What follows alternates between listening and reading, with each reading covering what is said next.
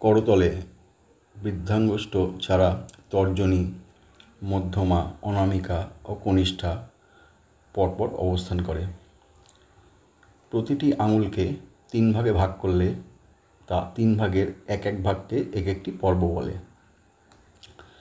প্রথম পর্ব নির্দেশ করে আধ্যাত্মিক জগৎ, দ্বিতীয় পর্ব নির্দেশ করে মানসিক জগৎ এবং তৃতীয় পর্ব নির্দেশ করে বৈষয়িক জগৎ। তর্জনীর বিচার।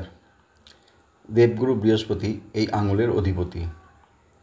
এই আঙুল সম্বন্ধে 6টি বিষয়ে ভালোভাবে জানতে হবে।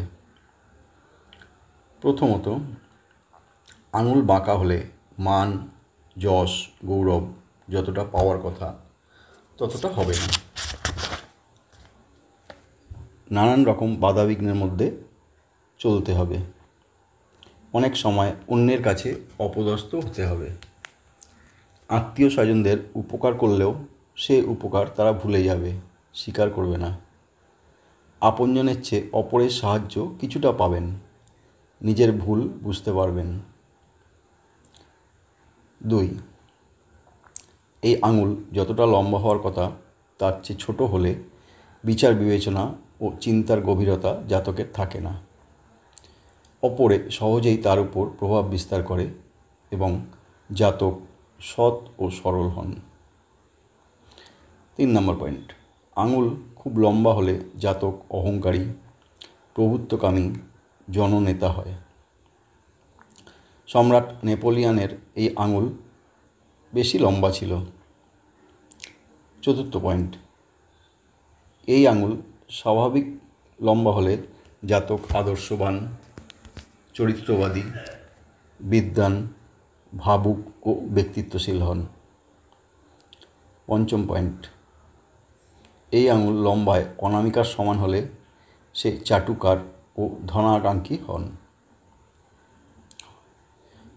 6 নম্বর, এই আঙুল অন্য সব আঙুলের চেয়ে বড় হলে সে অত্যাচারী, ক্ষমতালিপ্সু, দাম্ভিক ও বাস্তব জ্ঞানশূন্য হন।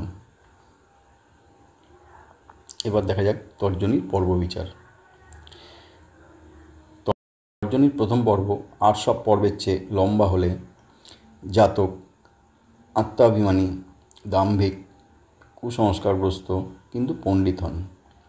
জাতকের মনের ইচ্ছা অপূর্ণ থাকে ও মনমরা ভাব বিদ্যমান থাকে। তর্জনীর দ্বিতীয় পর্ব বড় হলে জাতক কামুক, উচ্চাভিলাষী, ধীর স্থির ও পরশ্রীকাতর হন। আবার তর্জনীর তৃতীয় পর্ব স্বাভাবিক হলে তিনি হন জনপ্রিয়, তিনি অন্যের ওপর প্রভাব বিস্তার করতে পারেন, কিন্তু এটি বড় হলে তিনি হন আত্মবিশ্বাসী কিন্তু দাম্ভিক ও পরশ্রীকাতর। ধন্যবাদ।